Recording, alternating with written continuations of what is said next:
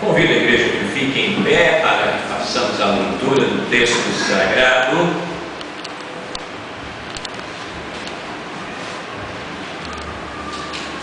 Vamos ler apenas agora os versos 15 e 16, mas nós vamos usar todo o texto durante a mensagem. Então, os irmãos mantenham suas Bíblias abertas.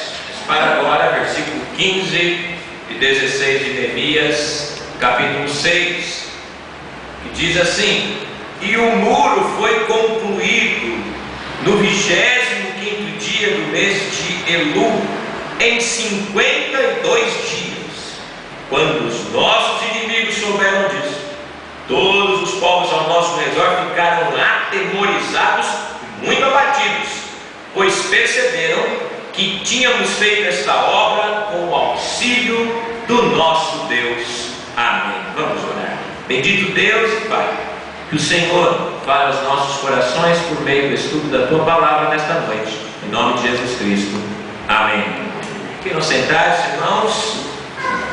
O tema da mensagem de hoje é: reconstrução requer convicção. Reconstrução requer convicção. Paulo, no texto de 2 Coríntios, capítulo 4, versículos de 7 a 10, ele diz: Temos, porém, esse tesouro em vasos de barro, para que o poder extraordinário seja de Deus e não nosso. Sofremos pressões de todos os lados, mas não estamos arrasados. Ficamos perplexos, mas não desesperados. Somos perseguidos, mas não desamparados. Abatidos, mas não destruídos.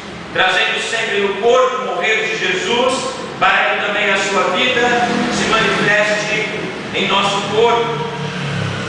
Nos versículos 16 a 18 ele diz: Por isso não nos desanimamos, ainda que o nosso exterior esteja se desgastando, o nosso interior está sendo renovado todos os dias, pois a nossa tribulação leve e passageira produz para nós uma glória incomparável de valor eterno, pois não fixamos o olhar nas coisas visíveis, mas naquelas que não se veem, pois as visíveis são temporárias, ao passo que as que não se veem são eternas. O apóstolo Paulo está mostrando aqui para nós que tanto ele quanto os seus companheiros de labuta estavam dispostos sempre prontos a largar seus confortos, sua família, sua posição social. Paulo era um homem de convicção. Paulo era um homem que tinha determinação. Paulo era um homem que definiu-se por uma obra e não se importou o qual custo ela teria, mas ele foi e fez a obra. Quando nós olhamos para Hebreus capítulo 11, nós vemos uma enorme galeria de heróis da fé. Nós vemos Abraão, nós vemos Noé, nós vemos Jefté, nós vemos Gideão, nós vemos uma galeria enorme de homens que alguns foram bons em uns momentos, em alguns momentos fraquejaram, mas tiveram convicção. E alguns não fizeram casos da ignomínia que sofreram, mas foram fiéis na sua convicção. O que é convicção? Convicção é estar convencido de alguma coisa. É estar convencido de tal forma que não nos resta nenhuma dúvida. É estar persuadido intimamente. Quando o homem está convencido, mesmo nas duras provas, ele não desiste. Quando você tem convicção de que aquele alvo é o alvo de Deus para a sua vida, mesmo nos momentos mais difíceis, você não desiste. Vai até o fim. Luta. Isso é convicção. Isso é convicção. Por isso que, quando nós pensamos em ministério também, irmãos, temos que estar convencidos de que aquilo é o que Deus quer para a nossa vida. Quando nós pensamos no nosso trabalho aqui, temos que estar convencidos de que Deus precisa de nós para esse trabalho dar continuidade. Não que Deus não possa fazer, mas Ele pode te usar, e Ele vai te usar, na medida em que você tem convicção de que você é um instrumento nas mãos do Senhor. Cada pessoa dentro do corpo de Cristo local, fazendo o que Deus quer que tal pessoa faça. Cada pessoa trabalhando, se aprimorando, cada crente colocando o seu coração naquilo que deve fazer. Não é um tapa-buraco. Nós não temos que ficar procurando, né? Vamos ter um tapa-buraco para tal departamento ou para alguma coisa, já que não tem quem faça, vamos dar um jeito aqui. Não! Precisamos de pessoas convictas que querem fazer a obra. Querem fazer a obra. Querem trabalhar. Querem estar aprimorados. Temos que trabalhar juntos, dentro do nosso dom, da nossa convicção ou da chamada de Deus. Por isso, irmãos, olhando para o texto sagrado que nós temos aqui, e pensando nisso que falamos, e pensando no apóstolo Paulo, pensando nos heróis da fé, pensando em homens tão fiéis, quero afirmar que a obra de Deus requer homens e mulheres de convicção. E quais são as características de um homem ou de uma mulher de convicção? Quando eu olho para o capítulo 6 de Neemias, eu encontro 4 características de um homem ou de uma mulher de convicção. Porque Neemias era um homem de convicção. E a primeira característica é que ele tem convicção diante das coisas insignificantes. Vamos ver os versos de 1 a 4 do capítulo 6. Quando Sanbalate, Tobias e Gesem, o árabe, e o restante dos nossos inimigos souberam que eu tinha construído o muro, e que nele já não havia brecha alguma, embora eu ainda não tivesse colocado as portas dos seus lugares, Sanbalate e Gesem mandaram dizer: vem, vamos encontrar-nos no povoado da planície de Ono. Eles, porém, estavam planejando mal contra mim. Por isso enviei-lhes mensageiros com a seguinte resposta: estou empenhado com uma grande obra e não posso descer. Por que eu deveria parar e deixar a obra para encontrar-me convosco? Eles me mandaram essa mensagem 4 vezes. Todas as vezes lhes dei a mesma resposta. Quem é que envia o convite? Quem envia o convite são os inimigos aqui de Neemias. E Neemias claramente os coloca nessa categoria de homens irreconciliáveis que querem fazer o mal. O convite era para um lugar chamado Vale de Ono. Esse lugar era bastante distante de Samaria e de Jerusalém. Mas seria mais de um dia de viagem de Neemias.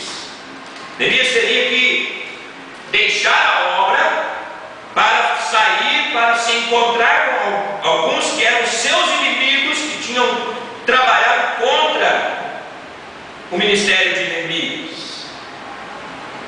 E Neemias entendeu que aquilo era algo que cheirava uma traição. Neemias entendeu que estava acontecendo alguma coisa de errado. Por que esses homens agora, que durante algum tempo estavam só nos criticando, só nos atacando, só batendo na gente, agora esses homens estão nos chamando para tomarmos um café junto? Tem alguma coisa estranha aí. Tem alguma coisa errada nessa história.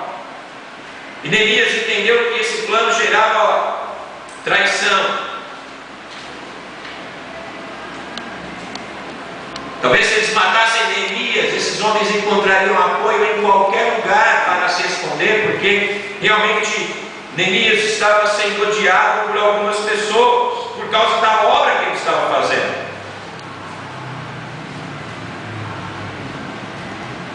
Neemias também recebe o convite para como se fosse uma visita cordial,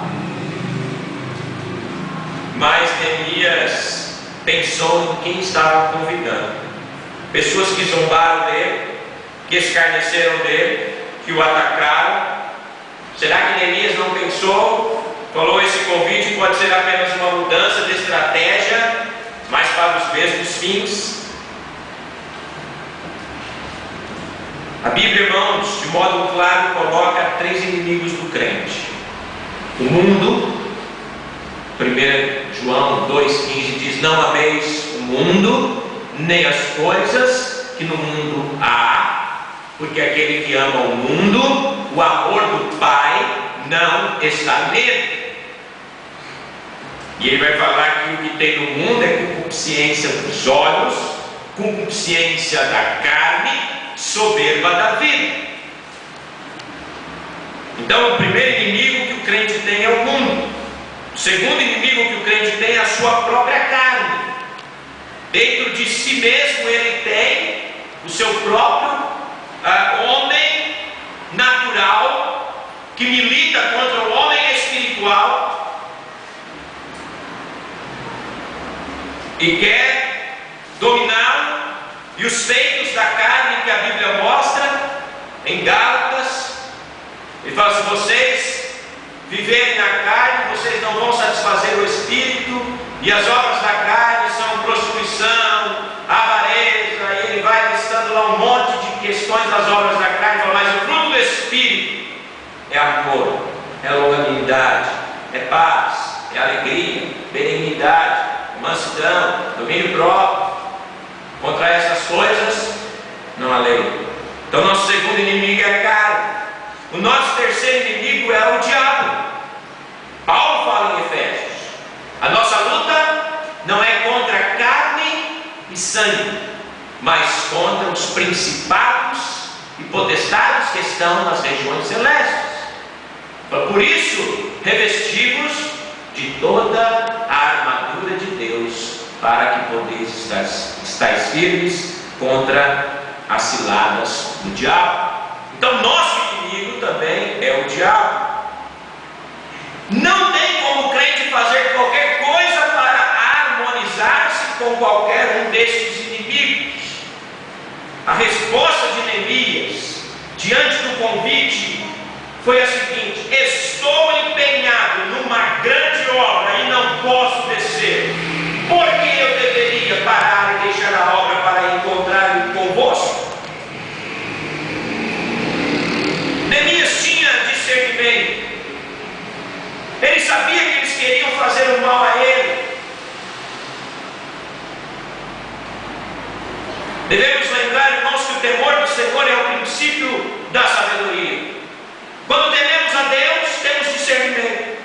E sabemos discernir então o que Deus quer que façamos ou não. Quando tememos o Senhor, Ele nos concede discernimento para fazermos distinção entre aquilo que é a sua vontade e o que não é da sua vontade. O tempo de Neemias era um tempo também precioso. Neemias falou assim: por que eu vou deixar aqui o meu trabalho para ir encontrar com vocês?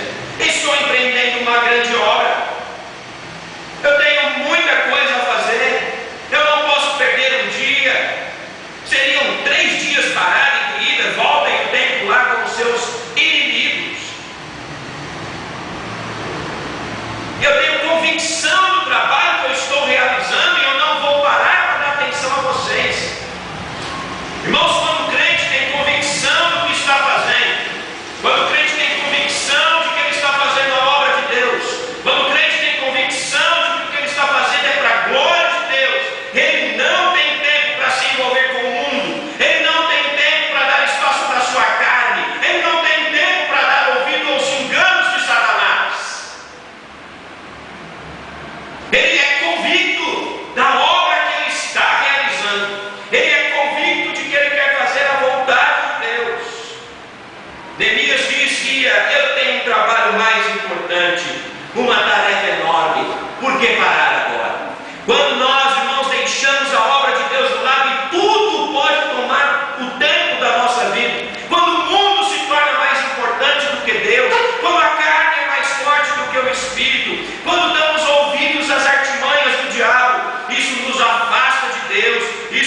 tira da direção de Deus, e talvez isso nos mostre que talvez ainda nem conheçamos a Deus, o que é pior. Temos que ter convicção do que estamos fazendo. O que você faz tem algum valor para você? Quando é para fazer alguma coisa para a igreja, será que você fala, não, para a igreja faz na hora que sobrar tempo? Se você age dessa forma, você está agindo errado. Você não está convicto que está fazendo a obra de Deus na sua vida. É interessante, irmãos, quando nós recebemos um convite para um casamento, para um aniversário, para um passeio, para um lazer, como nós vamos felizes para isso? Nós nos arrumamos cedo, começamos a pensar desde o dia anterior que roupa que eu vou pôr no casamento do fulano, que vestido que eu vou. Eu tenho que comprar um vestido novo para ir lá no casamento. Dos meus vestidos, meus 55 vestidos estão muito usados já. Eu não vou. Meus 20 pares de sapato também preciso de um novo, porque esse não dá mais para eu usar. Então já começa a pensar em comprar roupa nova, sapato novo, e já vai se preparando para o casamento, e todos preocupados. O homem fala, eu tenho que mandar lavar meu terno para ir no casamento, e eu não compro terno novo para ir no casamento. Ele lava porque ele tem, vai porque. Mas ele também se preocupa, dá uma engraxada no sapato, porque ele está preocupado para ir lá, ele vai feliz, ele vai contente. O casamento demora lá 1 hora, a festa mais 3 ou 4, e ninguém reclama do churrasco descendo no prato, ninguém reclama das guloseimas, ninguém reclama de estar ali conversando. Mas irmãos, quando nós falamos, olha, temos um trabalho para o Senhor, olha, nós temos um evangelismo amanhã, vamos sair 7 horas da manhã, 8 horas para evangelizar. Chega domingo, vamos sair sábado, 8 horas da manhã para evangelismo. Sábado 7, desperta o celular, mas eu não estou com uma dor aqui hoje, nossa, eu estou tão cansado, eu acho que eu não vou. Que discrepância! Que discrepância! Onde está o nosso coração? Será que estamos fazendo por convicção ou por conveniência somente? Tem nenhum problema sem ir casamento, aniversário, lazer, passeio, eu também vou, porque eu gosto. Também gosto de passear, de casamento, de churrasco, gosto de todas essas coisas também. Irmãos, mas devemos também ter a mesma disposição para a obra do Senhor, ou até mais, na verdade, ou até mais. Quando cada crente tiver convicção do que Deus quer para a sua vida, nós não teremos necessidade, irmãos, de a cada ano ter que acomodar as pessoas dentro do ministério, alguma coisa assim. Porque na verdade nós vamos ter pessoas convictas de fazer, e ninguém precisa de cargo, de nome, vão fazer, simplesmente fazer, porque querem fazer, porque amam fazer, porque querem a glória de Deus. Na reunião que nós tivemos, muito interessante, a irmã Sônia falou, olha pastor, o meu cargo está à disposição, eu vou trabalhar de qualquer jeito, não tem problema. E é assim que é a visão do crente. Bom, se eu tiver cargo, se eu não tiver, não tem problema nenhum, eu vou trabalhar, eu estou fazendo a obra, eu tenho uma grande obra para fazer, eu não preciso de cargo para fazer essa obra, eu só preciso fazer a obra. Quantas pessoas ajudaram Neemias? Quantas pessoas estiveram ao lado de Neemias? Talvez a Bíblia não registrou o nome dessas pessoas, mas Deus registrou essas pessoas. Essas pessoas receberão o seu galardão. Essas pessoas serão bem-aventuradas também. Então, irmãos, não importa a sua posição, desde que você tenha convicção de fazer a obra de Deus. Elias foi o homem que profetizou em tempos difíceis, mas quando ele teve que enfrentar o rei, ele permaneceu firme. Quando ele teve que enfrentar Acabe, ele foi firme. Quando ele teve que enfrentar os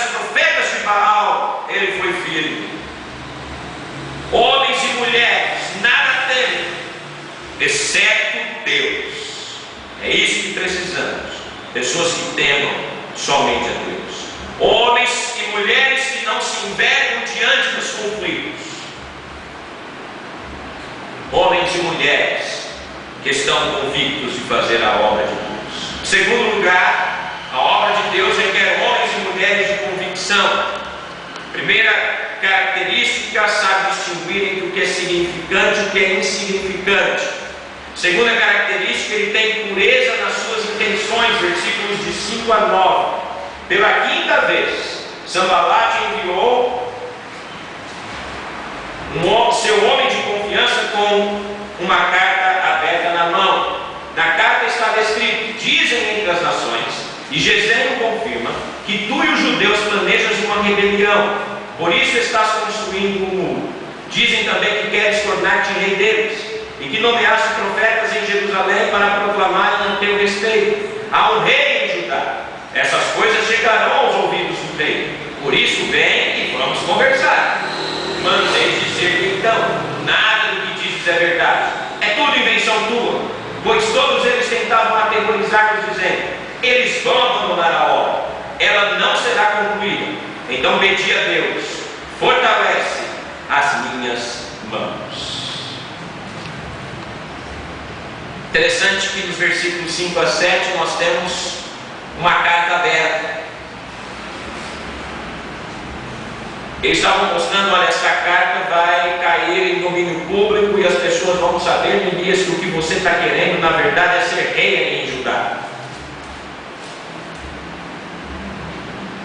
Essa carta na verdade tem um boato, tem um rumor, tem uma fofoca, tem mentiras. Charles Swindoll fala o seguinte sobre as características do rumor ou do boato. Ele diz o seguinte: primeiro, a fonte nunca é citada. Rumor ou boato, a fonte nunca é citada. O rumor é muito usado na igreja. Pessoas imaturas que sempre ficam escondendo opiniões pessoais, e aí falam assim: a igreja diz isso, tem pessoas dizendo aquilo. E é o que estava acontecendo, um rumor. Dizem entre as nações, olha aí, dizem entre as nações, estão dizendo. Certa vez um amigo meu, hoje ele é pastor, ele recebeu na casa dele uma irmã da igreja que foi lá criticar o pastor para ele. E a irmã estava criticando o pastor para ele, e ele ouviu a irmã, e ao término da crítica ele falou: ok, irmã, só um minutinho. Pegou o telefone, ligou para o pastor e falou: pastor, a irmã fulana está aqui, ela está falando certas coisas aqui a respeito do senhor, eu gostaria que o senhor viesse aqui para a gente confrontar as informações, para não ficar uma coisa assim meio sem jeito, né? Seria bom o senhor vir para cá agora. Aí a irmã foi levantando para ir embora e falou: não, sempre espera o pastor chegar, vamos esperar o pastor conversar mais três. Não é bem assim, já mudou a conversa. Mas o pastor foi, conversa aconteceu. Fica imaginando a situação daquela senhora. Mas normalmente o boato nunca tem uma fonte citada. Sempre alguém disse, alguém falou. Ninguém fala: foi tal. Olha, quem falou isso foi fulano. Não, olha, alguém falou. Alguém falou. Nós tivemos um problema quando eu estava lá em São José, e eu tive que ligar para um irmão da igreja e falei para ele, liguei para ele e falei: olha, me falaram isso, isso e isso, e você disse que tem pessoas insatisfeitas na igreja. Eu quero saber quem são as pessoas insatisfeitas, eu quero a lista dessas pessoas. Não interessa. Eu falei: não, eu quero saber. Porque se elas estão insatisfeitas, eu preciso saber qual o motivo da insatisfação. Não, eu quero que o irmão me fale. Se o irmão não me falar por telefone, eu vou agora aí para a gente conversar, o irmão vai ter que me falar. Por fim ele falou: eu e minha esposa. Eu falei: ok, muito obrigado. Pronto, acabou o problema. Me falou quem estava insatisfeito, né? Mas ele estava falando que tinha gente que estava insatisfeita. Gente que estava insatisfeita. Outra coisa que ele coloca aqui, irmãos, é o exagero. Veja que havia exagero aqui com Neemias. Você está intentando ser rei, você está pensando em ser rei, você está querendo você está querendo fazer uma revolta. Alguém vai ficar sabendo disso. É uma maneira de tentar intimidar. Ele quer dizer que ele está bem informado. Eu estou sabendo das suas intenções na Neemias. Já me falaram que a sua intenção é ser rei. Isso é mentira, irmãos. E toda mentira é do diabo. Quem é o pai da mentira? É Satanás. Quem mente desde o princípio é o diabo. Toda mentira não vem de Deus.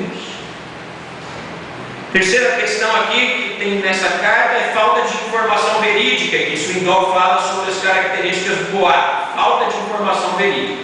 A fonte não é citada, normalmente é geral demais, é sempre alguém que diz, a igreja está dizendo isso.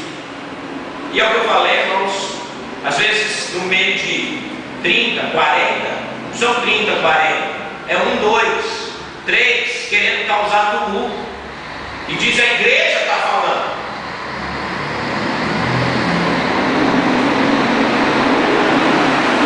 Verifique com cuidado, irmãos. Você vai ver que é sempre assim. Sempre um grupinho de 2, 3 querendo atrapalhar a igreja. Mas quando alguém fizer isso, e se isso acontecer aqui no futuro, aprendam. Eu gosto muito de Mateus 18. Se teu irmão pecar contra ti, vai você e fala com ele. E se ele te ouvir, ganhaste o teu irmão. Confronte. Não deixe o boato se espalhar. Confronte. Tem uma charge, o poder do boato. E o poder do boato, ele começa a charge assim, não lembro exatamente, mas é tipo o chefe pede para alguém fazer alguma coisa, e o outro entende que ouviu que o chefe já falou que ia mandar ele embora, e aí ele já fala que não sei quem vai ser mandado embora junto com o outro, e o outro que vai ser mandado embora junto com o outro. Daqui a pouco, quando chega no último, todos nós vamos ser mandados embora. Estava em pânico a empresa já. Então, nós não devemos dar ouvidos ao boato. Quarto, não traz benefício a quem ouve. A informação é maléfica para quem ouve, é maléfica para quem fala, é maléfica para a comunidade, é maléfica para a igreja.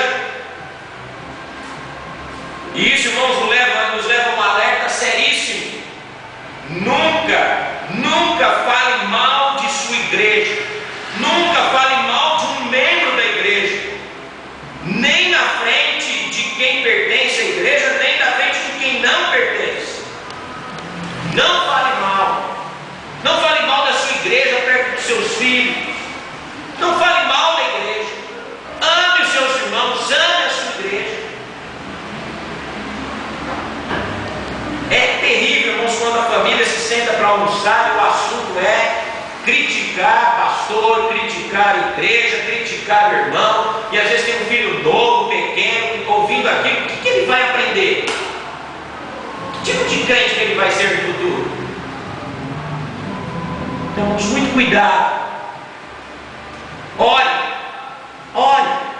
peça a orientação de Deus, busque a graça de Deus.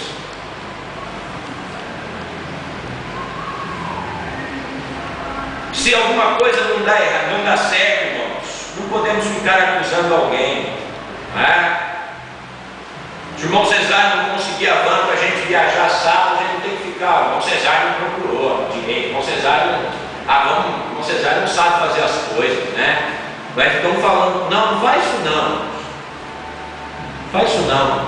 Quantas vezes ele já foi atrás e deu certo, né? Se aconteceu uma vez de não dar, é porque ele não conseguiu mesmo, né?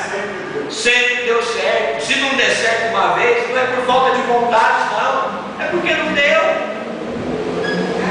E da próxima vez você for falar, irmão, eu vou ajudar o irmão a procurar também, vamos trabalhar junto, né? Eu vou junto, olha, eu vou procurar as pessoas junto com o irmão, vamos, tem mais, vamos ver o que dá para a gente fazer. É mais fácil fazer assim do que criticar. A crítica só destrói. Só destrói. Só destrói. Principalmente quando nós estamos falando dentro da nossa comunidade, dentro do nosso grupo, nossos irmãos aqui. Já somos um grupo pequeno. Se começarmos um a falar mal do outro, não vai ficar ninguém aqui dentro. Daqui a pouco não tem mais ninguém. Aí a gente tem que pedir para a irmã Isabel se a gente voltar para a casa dele para começar a fazer os cultos lá de novo. Não é assim que funciona, né? Nós temos que nos unir e trabalhar juntos e pedir sempre a orientação de Deus para fazer as coisas. Em quinto lugar aqui, o que Swindoll fala são palavras de ovelhas com intenção de lobo. Olha o que diz o versículo 7: consultemos juntos, vamos ver o que é isso. Eu quero te ajudar a sair dessa ideia.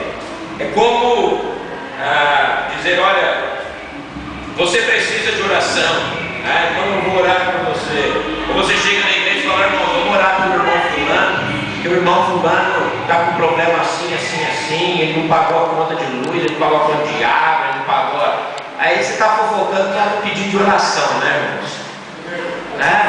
Tem jeito de você fazer a coisa sem menos. Ovelha com intenção de lobo, quer falar mal do irmão, fala de um jeitinho mais sutil. Não, irmãos, não é assim. Para nós concluirmos hoje, irmãos, porque não vai dar tempo de terminarmos o sermão hoje, aplicando essa parte, o boato é um pecado sério da língua. Tiago 3 nos diz: a língua pode pôr fogo numa floresta inteira. A língua pode acabar com uma igreja. E desse pecado, ninguém está imune. Ninguém. Nem eu, nem nenhum dos irmãos. Exceto se obedecermos ao que a Bíblia diz. A resposta de Neemias demonstra as purezas da sua intenção. Versículos 8 e 9. Nada do que diz é verdade. É tudo invenção dele. Todos eles estavam aterrorizados. Pois todos eles tentavam aterrorizar-nos, dizendo: eles não vão, eles vão abandonar a obra, e ela não será concluída. Então pedi a Deus: fortalece as minhas mãos. Neemias demonstrou firmeza. Essa história vem da tua cabeça. Eu não falei nada disso. Você está inventando. Neemias mostra ter a consciência pura e tranquila. Neemias sabia o que ele estava fazendo.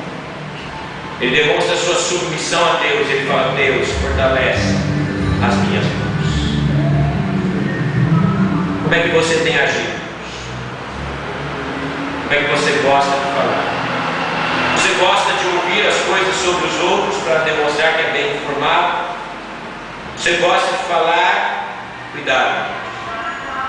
Você precisa pedir perdão ao Senhor e procurar sempre ter pureza de intenção.